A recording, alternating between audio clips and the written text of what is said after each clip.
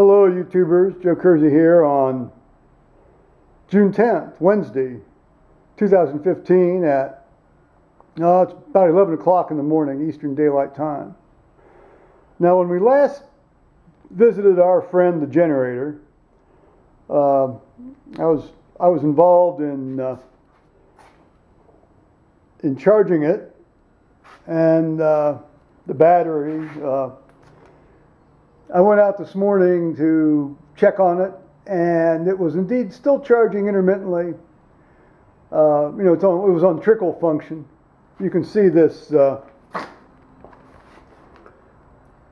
I cleaned that off about 2 months ago. I'm going to obviously have to re-clean that. I think what I probably ought to start doing is just taking off that negative cable and then just sticking it on when I got to restart it and use it. But anyway, I fired the thing up today and ran it for 15 minutes, and then I decided I'd charge the battery in the big tractor here, because I'm going to need to mow just a little bit of stuff around for the people to be able to walk around to, when my appraiser does the appraisal and so forth. So I decided to charge this tractor battery. And then I thought, well, I'll just recondition it first and then charge it. And sometimes the reconditioning is all you need to do you need to charge it, because this thing was going to take a charge. It didn't say it was sulfated or shorted or any of that kind of stuff. So, okay, that will be part of the project later in the week here. There's our garage. The garage, clutter. So,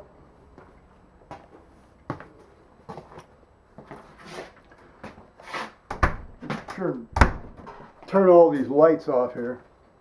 You will note that there's something missing in the hallway here. The big red heater has been put away. About time, since it's the middle of June. Actually, we haven't used that since probably March. On the other hand, these two bad boys are still plugged in and ready to be used, and we have used this one a few times here in late May and early June. One of the great things about this house is that it's a very cool house in the summer, and it's not all that cold a house in the winter. But when you're having a relatively cool spring and early summer, sometimes you need a little boost in the evening or early morning. So I needed to get that. I tend to drag my feet on doing that kind of stuff. I checked the fuel level in the generator. I got just a little bit under half a tank, so I'll need to, when I do fire up that big tractor and mow that couple of swaths here on Friday or Saturday, I'm going to have to fill up that tank with some of this diesel fuel. I know there's a whole cult of people saying, oh, you can't use old diesel fuel, and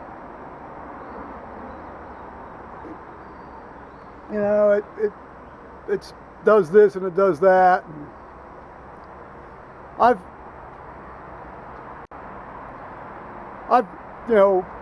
That's nice, and that's a good beginner's advice, and probably a good bit of advice for somebody who uses their equipment regularly. But I use it so infrequently that I'd be throwing diesel fuel out, and you can't throw it out. I mean, because Lord, the feds would come in and kill you, if you did that. So,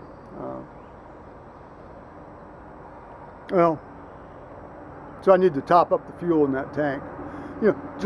Historically July is when we get our our big storms and power outages. I keep a logbook on when I turn on that generator, and most of the big long power outage runs have been in July. We've had a couple of good years where we haven't had power out but about 2 or 3 times, and that's very brief. And I think just due to whatever they're doing on the network down here.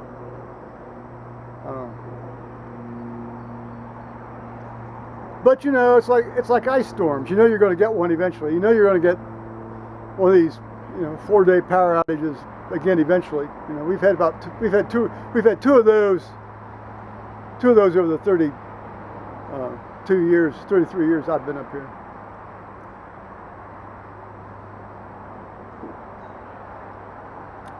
So that's my high adventure for the day. Obviously, I'm taking in a little bit of sun on the old bod here. You know, you don't get a chance to get much sun on the bod here once the trees fill in.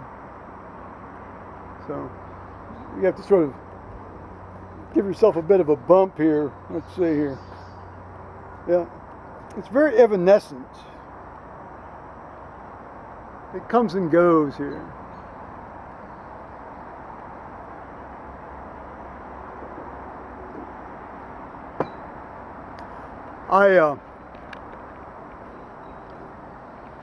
I set fire to the big ashtray yesterday.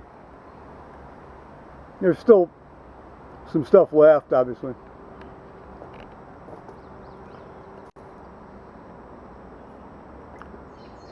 That made the place smell so fine. Well, it was safe. You know, we'd had a fairly steady rain the night before, and so everything was damp. So it was, and I've got a hose here that I could turn on it at any moment if I had to. So.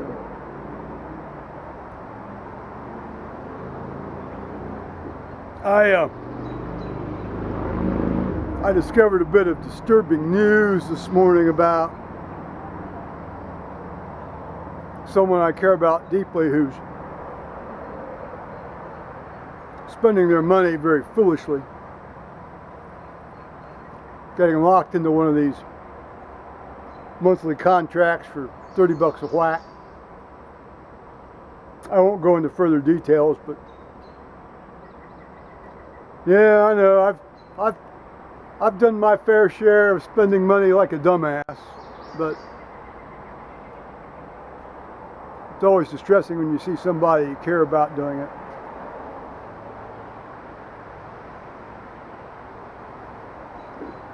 So, on that note, I'm going to go in and enjoy the rest of the day and come out periodically to enjoy the rest of the day. So bye-bye, YouTubers.